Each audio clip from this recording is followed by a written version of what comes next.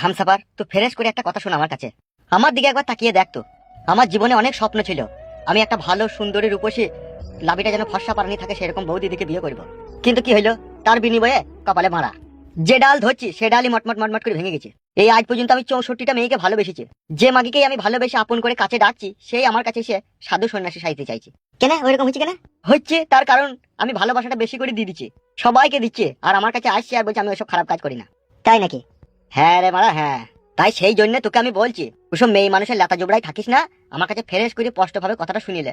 ওই প্রিয়ঙ্কাকেই তুই বিয়েটা করলি গা এখন, ঠিক আছে? একটা কথা মনে রাখবি, যেই তোকে কষ্ট দিবে সেই তোকে সুখ দিবে, বুঝলি তো? বাপের বাড়া কপালি ছেলে। তুই ব্যাপারটা বুঝতে পারছিস না সাদা কুকুর। প্রিয়ঙ্কা বাড়া মন থেকে আমাকে ঘৃণা করেছে, তাহলে কি করে কি হবে? ওহ, তোকে বাড়া বুঝি পারলাম না রে আমি। পায়ে হাতে ধরগা, ঠিক আছে? আর ওর বাপকে বুঝিয়ে বলগা, আর 2-1 বোতল মদ ভদ খাওয়াগা, আর 200-500 টাকা ক্যাশ হাতে ধরিয়ে দেগা, দিয়ে রাজি করাগা। এতই যখন উপকার করছিস তুই, তাইলে একবার আমার সাথে চ, বুঝিয়ে বল দিবি।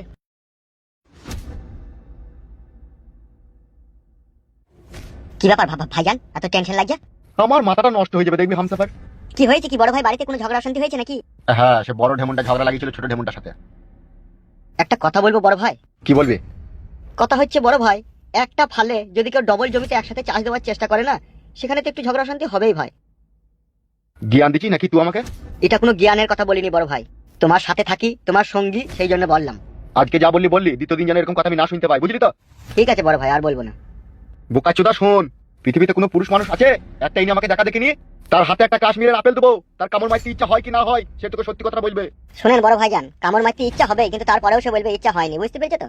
বুঝা বুঝা, এনে ডগ কপালিটাকে বুঝা। যে পুরুষ মানুষের মনে নারীর যৌবনের নেশা একবার ধরেছে তা সে কোনোদিনই ছাড়তে পারবে না, বুঝলি তো? কি আর বলবো বড় ভাই, সে উপর দিয়ে থুতু ফেললে নিজের গায়ে পড়বে।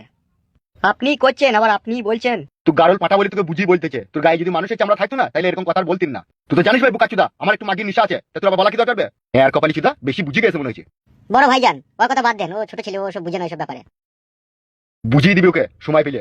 সে বুঝিয়ে দেওয়া হবে বড় ভাই, ও নিয়ে কোনো চাপ নাই আপনার। বাড়ার বাল, সব সময় যদি কেউ কাটা খাই নুনে ছিটি মারে তাহলে ভালো লাগে বল?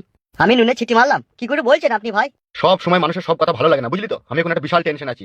তার থেকে বড় টেনশন আপনার কাছে এসে একটা হাজির হয়েছে ভাইজান। কি বলছিস হামসাফার তুই?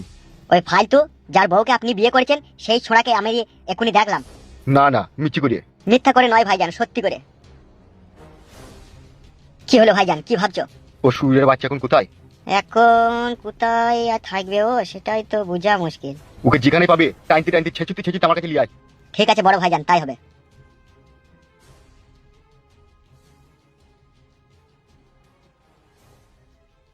ও সুরের বাচ্চা এখনো গ্রাম থেকে যায়নি, কি করছো গ্রামে? শালাকে যদি ধরে আনে না, শালাকে মদের চাট করবো আমি।